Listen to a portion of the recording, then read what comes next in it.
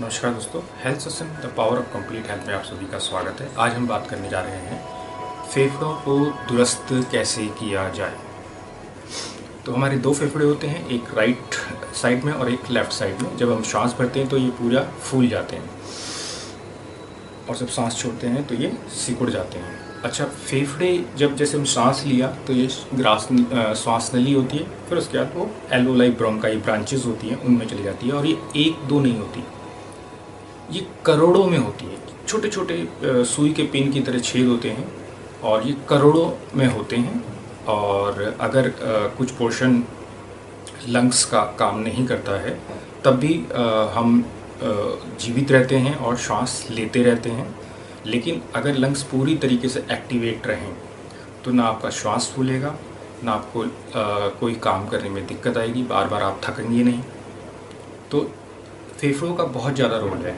और अब तो क्योंकि ये मास्क जब से आया है, कोरोना की जो बीमारी आई है, तो फेफड़े और ज़्यादा कमज़ोर हो गए हैं क्योंकि लोग दिन भर मास्क लगा के रखते हैं।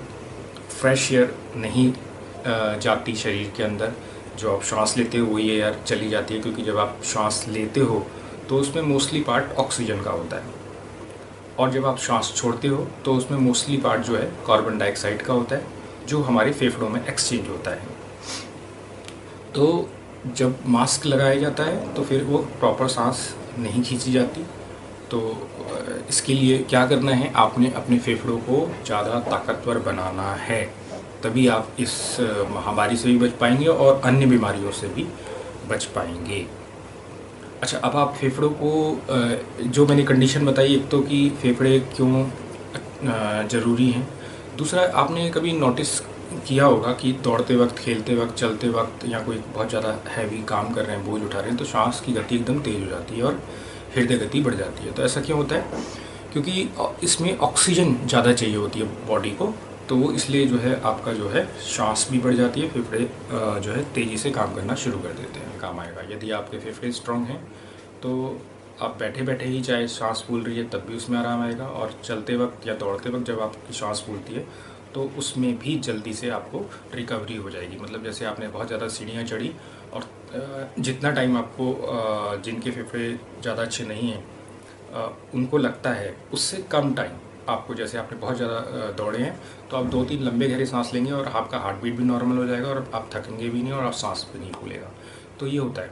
अच्छा, दूसरी बात, एक बात और मैं आपको यहाँ पे बताता हूँ। अब जैसे मैं बात कर रहा हूँ या हम लोग चल रहे हैं तो हमारे फेफड़ों का कुछ % ही यूज़ होता है, पूरे फेफड़े जो है यूज़ नहीं होते। पूरे फेफड़े कब यूज़ होते हैं? जब लंबा गहरा सांस लिया जाता है। जैसे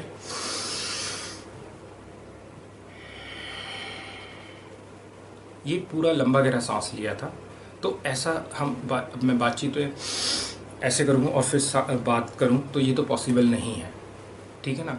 तो क्या करना है आपने, तो क्योंकि फेफड़ों का बहुत ही कम पार्ट आपने यूज़ किया है, बाकी पार्ट ऐसे ही रखा हुआ है, लेकिन हमें पूरे पार्ट को एक्टिवेट करना है। तो उसके लिए कुछ क्रियाएं यहाँ पे मैं आपको बताने जा रहा हूँ।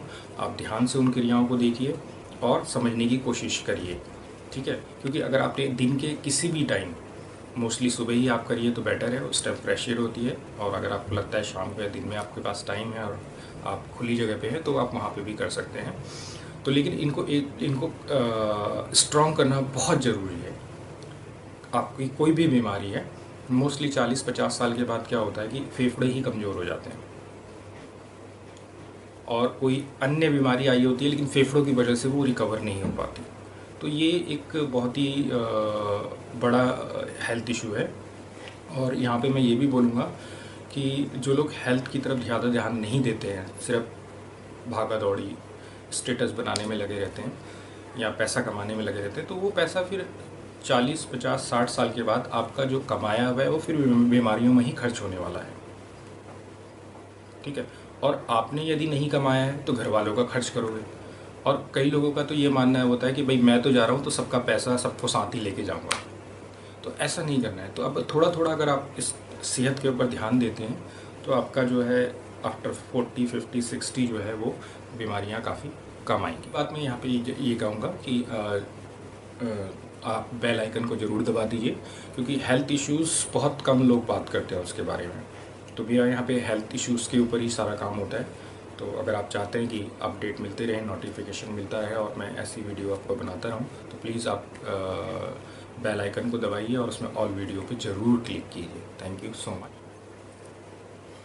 अब जो मैं क्रियाएं आपको बताने जा रहा हूँ बहुत सिंपल और छोटी क्रियाएं हैं। सिर्फ 3 क्रियाएं हैं, सिर्फ 3 क्रियाएं हैं, बहुत छोटी हैं लेकिन फेफड़ों के लिए बहुत ही ताकतवर है। सूक्ष्म क्रियाएं हैं, ठीक है, और इसको आप श्वास की क्रियाएं भी कह सकते हैं, और फेफड़ों के लिए बहुत ही ताकतवर है। तो सभी से मेरी हाथ जोड़ के विनती है, ज़रूर जब भी टाइम मिले आप इसको ज़रूर करिए। आपके फेफड़े बिल्कुल स्वस्थ रहेंगे। कोई आपको अगर दमा है, खांसी है, जुकाम है, निमोनिया है, ब्रोंकाइटिस है, कभी होने ही नहीं वाला, कभी कुछ नहीं होने वाला अगर आपके फेफड़े स्ट्रांग रहेंगे। तो ये बहुत ज़रूरी है। ये मैंने बनाया इसीलिए विषय पे है क्योंकि काफ़ी लोगों ने बोला कि मास्क के कारण फ्रेश एयर नहीं मिल पा रही है अभी, तो फेफड़ों की गति भी कम हो गई है और उनका इम्यूनिटी पावर भी डाउन जा रहा है। तो अगर वो इन क्रियाओं को करते हैं तो डेफिनेटली आपके फेफड़े बिल्कुल स्वस्थ रहेंगे। तो आप एक बारी ज़रूर ट्राई करिए और मेरे साथ ही बेशक कर लीजिए। और शुरू करते हैं। तो पहली क्रिया का नाम है श्वासों की गति को धीमा करना। अब आप पूछेंगे श्वासों की गति को धीमा कैसे करें? तो सिंपल है, आपने श्वास को लेना है धीरे धीरे धीरे और चेस्ट को फुलाते चले जाना है। जितना आप आराम से धीरे धीरे लेंगे और जितना चेस्ट को फुलाएंगे, आपकी पावर दिन प्रतिदिन उतनी बढ़ती जाएगी। हो सकता है आज आप 2, 5, 7 सेकंड में श्वास को धीरे धीरे ले पाएँ, फिर आप देखेंगे 10 सेकंड भी आ गया, 15 भी आ गया, आधा मिनट भी आ जाएगा। तो कैसे लेना है आप ज़रा ध्यान से देखिएगा।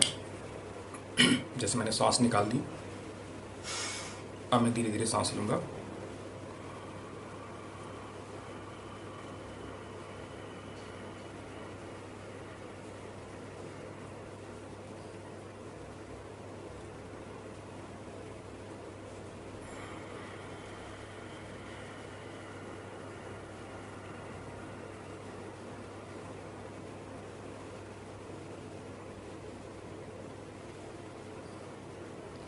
ये एक बार हुआ।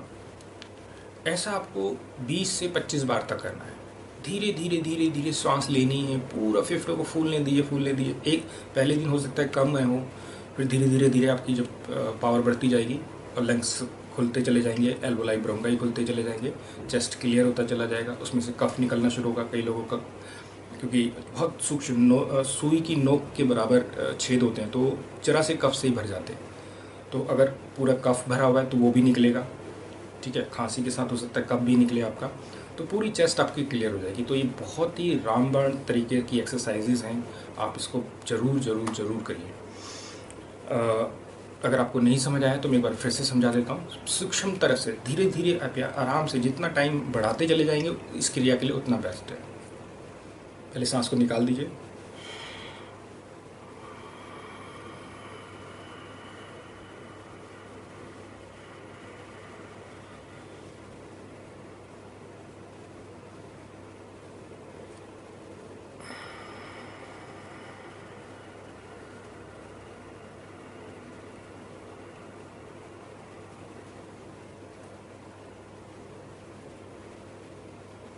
इस तरीके से आपको पूरा करना है, पूरा सांस को भरना है।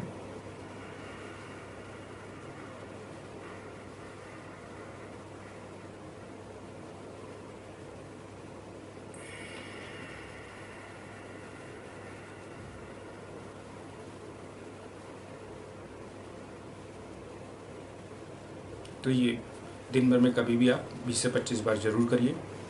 चलिए आगे चलते हैं दूसरी क्रिया के ऊपर।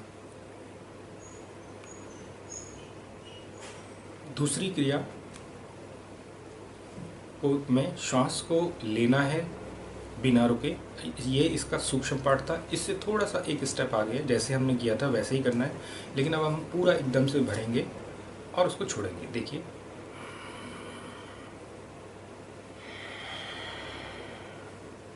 इसमें हमने थोड़ा सा उस पार्ट से थोड़ा सा एक स्टेप आगे गए हैं, श्वास को पूरा भरा है, ज़्यादा सांस जा रहा है और उसको निकाल रहे हैं। उसमें थोड़ा थोड़ा सांस गया था और इसमें अब पूरा लेना है आपने और निकालना है।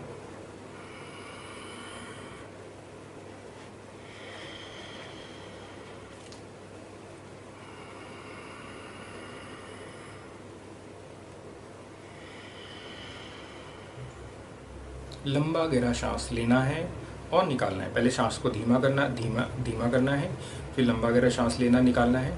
आइए अब तीसरी क्रिया के ऊपर चलते हैं। तीसरी क्रिया में आपको श्वास को चेस्ट में भरना है, लेकिन छोड़ते वक्त एक बात ध्यान रखनी है कि आपने चेस्ट को भी खाली करना है और पेट को दबा के उसकी भी श्वास निकालनी है। लेते वक्त सिर्फ चेस्ट का रोल आएगा कि आपने चेस्ट में भरी, छोड़ते वक्त आप चेस्ट को भी खाली करिए और पेट को दबा के उसको भी खाली करिए। देख लीजिए एक बारी, पहले सांस भरिए,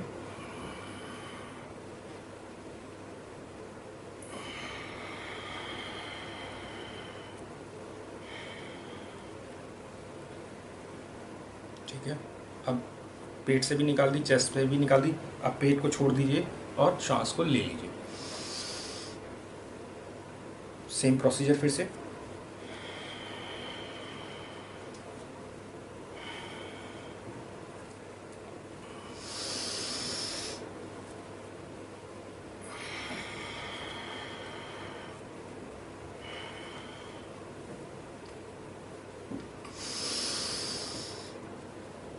इसमें चेस्ट में सांस भरना है, निकालते वक्त चेस्ट से सांस पहले निकालना है, फिर पेट को दबा के पेट से भी निकालना है, फिर पेट को ढीला छोड़ देना है और सांस भर लेनी है। फिर से एक बार देख लीजिए, नहीं समझ में आ रहा तो।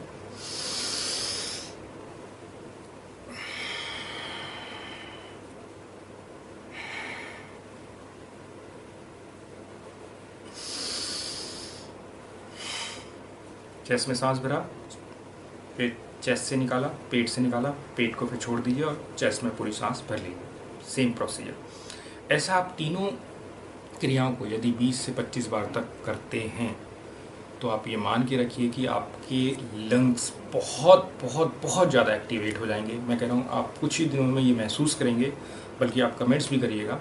अगर मैं ज़्यादा नहीं, आपको 15 दिन का टाइम देता हूँ कि क्या तब्दीली आई, लेकिन प्लीज़ 15 दिन करिए और आपको मैं डेफिनेटली बोल सकता हूँ कि इस लंग्स आपके स्ट्रांग होंगे ही होंगे। बिल्कुल सिंपल एक्सरसाइजेज है, कोई इसमें बहुत ज़्यादा काम करने की आवश्यकता नहीं है। 20 से 25 बार करना है और आप देखेंगे कि, क्योंकि अगर आप दिन में कई बारी घंटे 2 घंटे में लंबे डीप ब्रीथ करते हैं वो भी बहुत अच्छा है। जैसे 1 घंटे बाद कर लिया, 2 घंटे बाद फिर एक डीप ब्रीथ कर ली, बट आज इतना आपको शायद याद रहेगा नहीं कि डीप ब्रीथ करना है, क्योंकि काम में लोग इतना मशगूल हो जाते हैं। तो एक टाइम अपना सेहत के लिए ज़रूर निकालिए। वो इसके जो बेनिफिट्स हैं वो मैं पहले ही बता चुका हूँ कि भाई जिनके फेफड़े बहुत कमज़ोर हैं उनको लाभ होगा। बलगम जिनका फेफड़ों में जमा हो जाता है, खासकर सुबह जब मुँह धोने जाते हैं या कॉलगेट करते हैं तो बहुत सारा बलगम निकलता है, उनके लिए बहुत अच्छी एक्सरसाइज है, ये क्रियाएँ हैं। सीढ़ियाँ चढ़ते वक्त आप बहुत ज़्यादा सांस फूलता है और नॉर्मल होने में बहुत टाइम लगता है, आपके लिए ये बहुत अच्छा है, ठीक है। ऐसे ही जो लोग दौड़ते हैं, चलते हैं, तेज़ी से काम करते हैं, बोझा उठाते हैं, तो सभी के लिए ये बहुत अच्छी एक्सरसाइज है। दमा है, ब्रोंकाइटिस है, निमोनिया है या चेस्ट की जो भी बीमारियां हैं वो कभी आपको आएंगी ही नहीं, ठीक है ना। तो आप हमेशा लंग्स को स्ट्रॉन्ग करके रहिए। और अगर कोई प्रश्न है, कुछ पूछना है तो मैं आपको उत्तर देता हूँ, तो आप बिल्कुल कमेंट्स करके पूछ सकते हैं मेरे से। वीडियो कैसा लगा प्लीज़ ज़रूर बताइएगा। और आप फिर से याद दिला देता हूँ कि बेल आइकन को ज़रूर दबाइए और ऑल वीडियो पे ज़रूर क्लिक करें। धन्यवाद, thank you so much for watching, और अगले वीडियो में जल्दी मिलते हैं। नमस्कार।